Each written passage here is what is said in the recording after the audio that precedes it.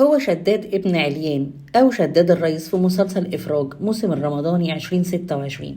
الفنان حاتم صلاح أطلقوا عليه جوكر التمثيل لقدرته على تقديم أدوار كوميدية وشعبية وأشادت النقاد بيه. بدأ الفنان حاتم صلاح مشواره الفني في 2014 بدور الأهواجي في مسلسل صاحب السعادة. الفنان الكبير الزعيم عادل إمام. في 2018 شارك في مسلسل أوجوني أو ليالي أوجوني.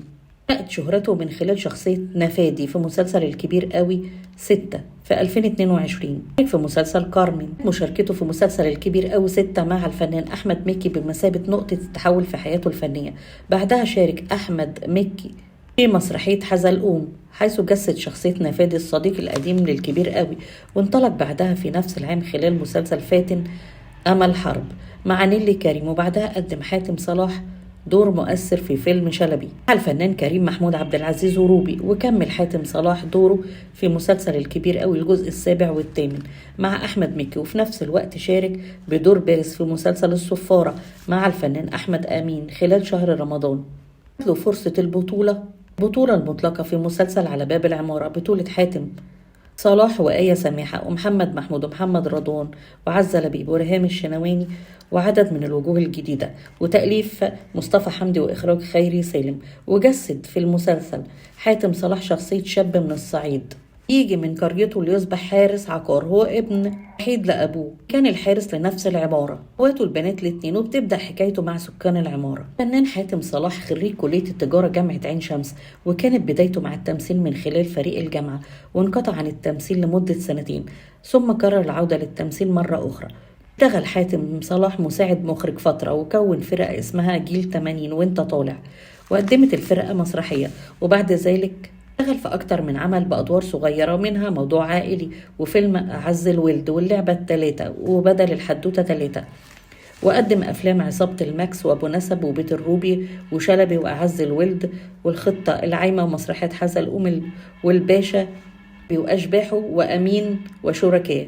لقب الفنان حاتم صلاح بأنه جوكر التمثيل، نظر لقدرته على تقديم أدوار كوميدية وشعبية بيتميز فيها، جانب إشادة النقاد بقدرته على التحول من الكوميديا دراما، خاصة في دوره في فيلم برشامة. قدم الفنان حاتم صلاح السنة دي موسم الماراثون الرمضاني 2026 دور شداد ابن عليان أو شداد الريس. في الموسم الرمضاني 2025 مسلسل إخواتي مع نيلي كريم وكند علوش وروبي في فيلم أحمد وأحمد دور الدكتور التنويم المغناطيسي. وكمل مشواره مع أحمد مكي في 2025 موسم الرمضاني في مسلسل الغاوي. اشتغل كمان في فيلم طلقني وفيلم الهنا اللي أنا فيه مع كريم محمود عبد العزيز ودينا الشربيني. اشتغل في فيلم أبو نسب محمد عادل إمام. قدم في الإذاعة المصرية في 2021 ورطة فنية وكان دور جمال كزوزة.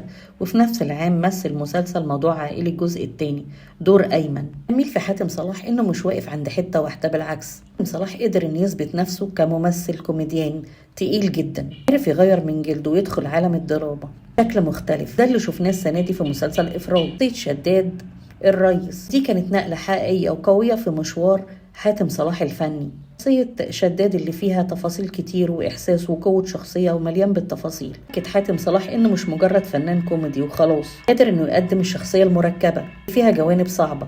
حاتم صلاح السنة دي إنه يخلي الجمهور يتفاعل معاه يحس بيه. بالفعل حاتم صلاح إضافة جيدة أي عمل فني بيشتغل فيه، لأنه بيترك بصمة كبيرة جدا في أي عمل. 2025 تصدر اسم الفنان حاتم صلاح ده بعد احتفاله بزفافه، وشارك مع زوجته نهلة راغب في برنامج صاحبة السعادة على الإعلامية الكبيرة سعاد يونس. عرفوه بأنه فنان شاطر وموهبة صادقة، وبالفعل فنان تقيل لأن عنده صدق رهيب جدا في الأداء.